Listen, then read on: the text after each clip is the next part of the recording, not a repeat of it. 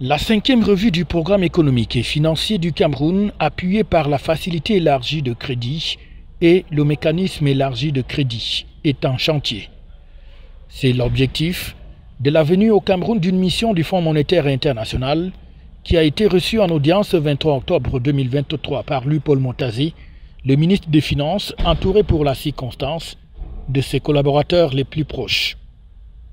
Entre les deux parties, il était donc question de parler de ce programme, mais aussi de ce que le Cameroun a fait jusqu'ici pour améliorer la gestion financière dans le pays. Nous sommes ici pour une mission de revue du programme et aussi pour évaluer la croissance économique à long terme, moyen et long terme, les consultations au titre de l'article 4.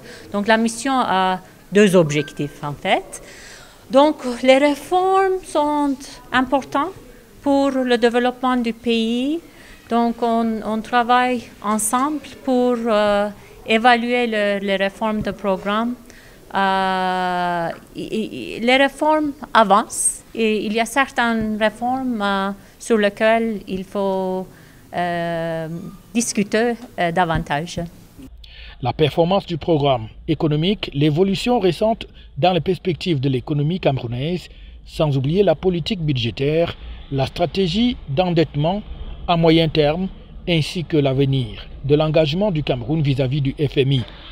Voilà autant de centres d'intérêt qui vont meubler les échanges entre la partie camerounaise et celle de l'institution de Bretton Woods que conduit Sémil Sankak au Cameroun.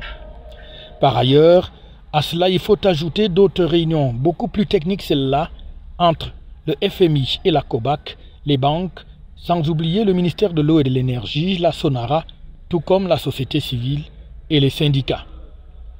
On pense aussi, au cours de cette mission du FMI, aux rencontres thématiques avec divers autres acteurs tels que le secteur privé sur la compétitivité, le climat des affaires, ainsi que les partenaires au développement sur les politiques de lutte contre les changements climatiques. FH News, votre télévision.